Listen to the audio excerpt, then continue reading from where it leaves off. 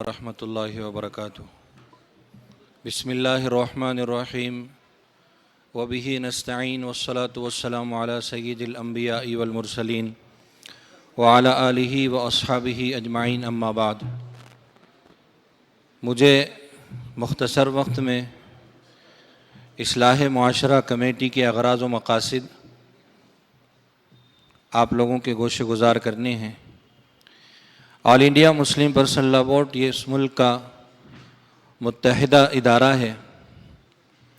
اس ملک کی خوش نصیبی یہ ہے، اور اس ملک کے علاوہ دیگر کسی ملک میں بھی اللہ کی یہ نعمت میسر نہیں ہے کہ یہاں all India Muslim personal law board جو تمام مکاتب، مسالک، جماعتوں اور جمعیتوں کا نمائندہ ادارہ ہے، جہاں تمام ہی مکاتب فکر کے علماء جب کبھی بورڈ کی طرف سے مشاورتی نشست ہوتی ہیں، ایک جگہ جمع ہوتے ہیں، ایک ساتھ کھانا کھاتے ہیں اور ایک ساتھ نماز پڑھتے ہیں، اپنے تمام اختلافات کو بالائے طاق رکھ کر ایک جگہ ٹھہر کر ایک امام نماز پڑھاتا ہے اور تمام ہی مکاتب فکر کے علماء اس کے پیچھے نماز پڑھتے ہیں۔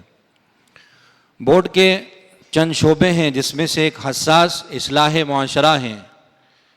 All India Muslim personal law board کی چاہت یہ ہے کہ معاشرہ حضور اکرم صلی اللہ علیہ وسلم کے دور میں جس طرح لوگ پاکیزگی کے ساتھ زندگی گزارتے تھے، اسی طرح لوگ زندگی گزاریں، معاملات بھی پاک ہوں، معاشرت بھی پاک ہو، اخلاق بھی لوگوں کے اچھے ہوں۔ اور اس وقت جو برائیاں اس معاشرے کے اندر پھیلی ہوئی ہیں اس کی روک تھام کی جائے، لوگوں کا تعلق مسجدوں سے جوڑا جائے، علماء سے جوڑا جائے، اکابر اللہ والوں سے جوڑا جائے، اور لوگ اپنے تمام کاموں کو علماء کی نگرانی میں شریعت کے مطابق کریں۔ آپ لوگوں کو اس لیے یہاں جوڑا گیا ہے کہ کس طرح اصلاح معاشرہ کے ذریعے کام کرنا ہے، اور مستقل طور پر جو کام بورڈ کی طرف سے دیے جائیں گے اس کو کیسے انجام دینا ہے، وہ ساری چیزیں آپ کے سامنے تفصیل سے آئے گی۔ ہمارے معاشرے کے اندر جو اس وقت بیماریاں اور برائیاں پھیل رہی ہیں، مختلف برائیاں ہیں، ہر علاقے میں ایک الگ بیماری ہوتی ہے، ہر علاقے میں ایک الگ برائی ہوتی ہے، اور یہ ہم علماء کی ذمہ داری ہے کہ ہم اس برائی کو جڑ سے ختم کر دیں اور اپنے معاشرے کو صالح اور پاکیزہ معاشرہ بنائیں۔ اصلاح معاشرہ کے ذریعے ان تمام برائیوں پر کام کیا جاتا ہے جس سے بچنے کا حکم اللہ پاک نے قرآن مجید میں حکم دیا ہے اور حضور اکرم صلی اللہ علیہ وسلم نے تعلیمات دی ہیں۔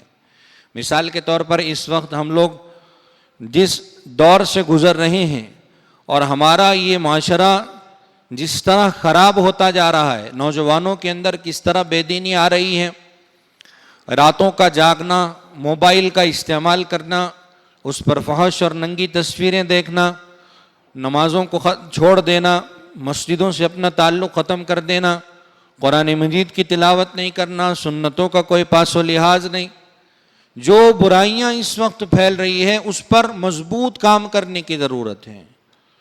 اور یہ برائیاں بلکہ اب بہت زیادہ بڑھ چکی ہیں، جس کے نتیجے میں اس ملک کے اندر ارتداد کی لہریں دوڑی ہیں۔ اس ملک کے اندر اتنی فحاشیت اور عریانیت عام ہوئی کہ مسلمانوں کے ذہن سے اسلام کی پاکیزگی کا تصور بھی نکل گیا۔ رشتوں کا تقدس نہیں، اسلام نے جو حیا ہم کو سکھائی ہے اس کو بالکل بھلا کر بے حیائی والی زندگی گزارنا، گناہوں کے ساتھ زندگی گزارنا، برائی کے ساتھ زندگی گزارنا، اور اس پر آفت یہ ہے کہ اس کو برا بھی نہیں سمجھا جاتا ہے۔ حدیث پاک میں فرمایا گیا ہے کہ مومن گناہ کو اس طرح سمجھتا ہے جیسے اس کے سر پر پہاڑ رکھ دیا گیا، لیکن ہمارا حال یہ ہے ہمارے معاشرے کا کہ بڑے سے بڑے گناہ کر جاتے ہیں، بلکہ بعض لوگ اس پر فخر کر دیتے ہیں، یہ کہتے ہیں کہ میں نے فلاں کو بیوقوف بنا دیا، فلاں کا جو ہے مال میں نے ہڑپ کر دیا، فلاں کو پتہ بھی نہیں چل پایا۔ All India Muslim personal law board کے ذریعے علماء کو، چونکہ اب زمینی سطح پر کام ہو رہا ہے اور اس پر ہم کو خدا کا شکر ادا کرنا چاہیے کہ اللہ پاک نے بورڈ کے ذریعے یہ کام کرنے کی توفیق ہم کو دی۔ انہی لوگوں کو اللہ تعالیٰ چنتے ہیں جن کے دلوں میں احساس ہو، انہی لوگوں کو اللہ تعالیٰ ذمہ داریاں دیتے ہیں جن کے دل میں تڑپ ہوتی ہے۔ آپ لوگ تڑپ کو لے کر آئے ہیں، فکر کو لے کر آئے ہیں، اور ایک کڑھن آپ کے دل کے اندر ہے۔ آپ یہاں سے عزم لے کر جائیں کہ آپ اس طرح کام کریں گے جیسے بورڈ چاہتا ہے، جیسے اللہ کی شریعت اور حضور اکرم صلی اللہ علیہ وسلم کی سنت ہے، اور جس معاشرے کو اللہ پاک پسند فرماتے ہیں۔ ہمارے یہاں الگ الگ قسم کی برائیاں معاشرے کے اندر پھیلی ہوئی ہیں۔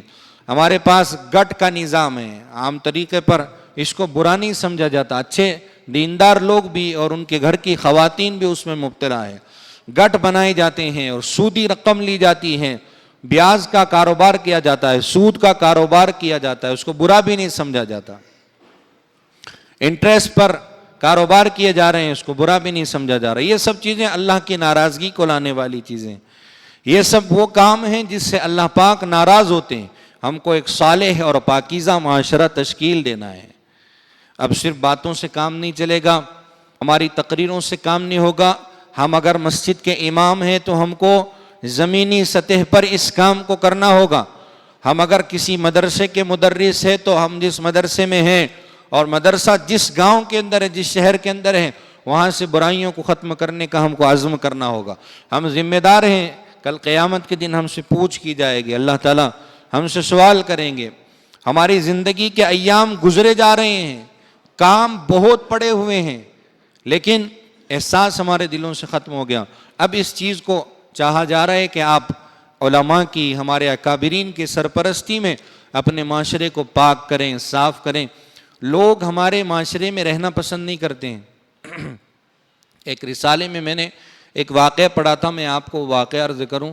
کسی مسلمان نے کسی عیسائی سے قرض لیا تھا، اور کچھ دنوں کے بعد مسلمان انکار کرنے لگا کہ میں نے قرض نہیں لیا۔ اور وہ کسی عیسائی نے مسلمان سے قرض لیا تھا، اور وہ مسلمان جو ہے اس کو مانگ رہا، تو وہ عیسائی جو ہے دینے سے انکار کر رہا تھا، اور یہ کہہ رہا تھا کہ تیرے پاس کوئی ثبوت نہیں۔ اس نے بہت منت سماجت کی، لیکن اس نے اس کی بات نہیں مانی۔ یہ ٹوٹے دل کے ساتھ جا رہا تھا، چلتے ہوئے اس نے راستے پر دیکھا ایک چرچ ہے، اس کو خیال آیا کہ Stay ahead with Cred. Manage your credit cards all in one place. Don't miss the date on your bills. Stay safe with fraud detection and get rewarded on every payment every single time. ہم جو ہے علماء کی بات مانتے ہیں۔ ہم جب مسجد میں جاتے ہیں تو علماء ہم کو سمجھاتے ہیں تو ہم ان کی بات مانتے ہیں۔ ہو سکتا ہے کہ یہ عیسائی اس کے عالم کی بات مان لے۔ یہاں چرچ میں کوئی پادری ہوگا، میں جا کر اس سے یہ واقعہ بیان کروں گا تو شاید وہ مجھ کو پیسے دے دیں۔ وہ گیا اور اس نے دروازہ کھٹکھٹایا، اندر سے پادری نکلتا ہے۔ اس نے پورا واقعہ سنایا اور اس کو یقین دلایا کہ میں نے پیسے اس کو دیے ہیں، اور وہ اب دینے سے انکار کر رہا ہے۔ تو پادری نے ایک چٹھی لکھی، اس سے کہا کہ اس کو کھولنا نہیں، اس کو پڑھنا بھی نہیں، ایسے ہی لے جاؤ، اس کے ہاتھ میں دے دو، وہ تم کو اپنی رقم واپس کر دے گا۔ یہ جب پہنچا اس کے گھر اور وہ چٹھی اس نے اس عیسائی کے ہاتھ میں تھمائی اور کہا کہ یہ فلاں پادری نے آپ کو آپ کے مذہب کا جاننے والا ہے، اس نے یہ پرچی دی ہے۔ تو اس میں لکھا تھا کہ اس نے جب وہ پرچی کھولی اور اس کو پڑھا تو فوراً اندر گیا اور ہانپتے ہوئے پیسے لا کر اس کے ہاتھ میں دے دیے، اور اس سے کہنے لگا کہ مجھے معاف کر دے۔ مسلمان بڑا حیران کہ ایک پادری نے پرچی دی، اس پرچی کو لے کر اس نے جیسے ہی پڑھا تو فوراً پیسے دینے کے لیے تیار ہو گیا۔ اس میں لکھا کیا تھا؟ اس نے بہت اصرار کیا کہ بتاؤ اس کے اندر کیا لکھا تھا۔ اس نے وہ پرچی اس کے ہاتھ میں دی تو اس پرچی میں لکھا تھا کہ تو کب سے مسلمان ہو گیا جو لوگوں کو دھوکہ دے رہا ہے۔ یہ تصور لوگوں کے ذہنوں میں ہمارے متعلق ہے، یہ خیال ہمارے متعلق ہے۔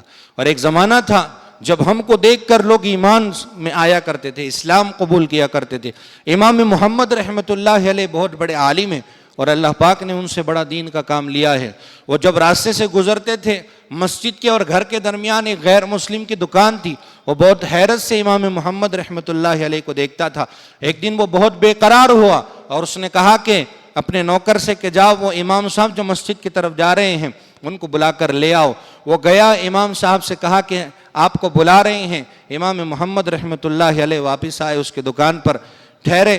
وہ دکاندار کھڑا ہوا اور اس نے کہا کہ مجھے کلمہ پڑھا دیجئے، میں آج آپ کے دین پر قربان ہو چکا ہوں۔ امام محمد رحمۃ اللہ علیہ نے کلمہ پڑھایا اور اس سے پوچھا کہ تم کو اسلام میں آنے کے لیے کس چیز نے مجبور کیا ہے، کس چیز کی وجہ سے تم اسلام قبول کر چکے ہو، کس چیز کی وجہ سے تم نے یہ کہا کہ میں تمہارے دین کا کلمہ پڑھنا چاہتا ہوں۔ اس نے کہا کہ امام صاحب، میں روزانہ آپ کو دیکھتا ہوں، آپ یہاں سے گزرتے ہیں، آپ کی نگاہ زمین پر ہوتی ہے اور آپ کے چہرے سے وہ نورانیت برستی ہے، تو آج میرے دل کے اندر یہ خیال پیدا ہوا کہ چھوٹا محمد ایسا ہے تو بڑا محمد کیسا ہوگا۔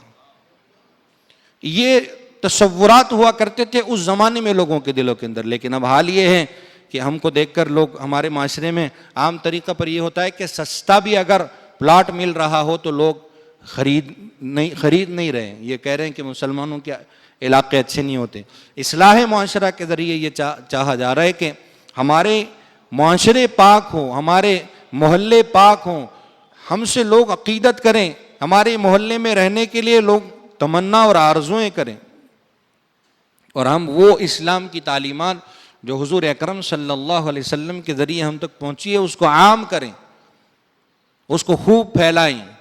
یہ اصلاح معاشرہ کا مقصد ہے، اور اسی لیے اکابر اللہ والے راتوں میں جو ہے اللہ سے مانگ رہے ہیں، لوگوں کو جوڑنے کی کوشش کر رہے ہیں، لوگوں کو بلا کر سمجھا رہے ہیں کہ آئیے اور دین کی بات سنیے اور اصلاح معاشرہ کمیٹی سے جڑ کر اپنے معاشرے کو پاک کیجیے، اپنے معاشرے کو صاف ستھرا کیجیے۔ آل انڈیا مسلم پرسنل لا بورڈ، اللہ پاک نے ہم سب کو یہ بہت قیمتی تحفہ عطا فرمایا ہے، اور آپ لوگ اللہ کا شکر ادا کریں کہ ہم کو اللہ نے بورڈ سے جڑنے کی توفیق دی ہے، اور یہ کہ اب اصلاح معاشرہ کے کاموں کے لیے بھی ہم کو اللہ پاک نے منتخب کیا ہے۔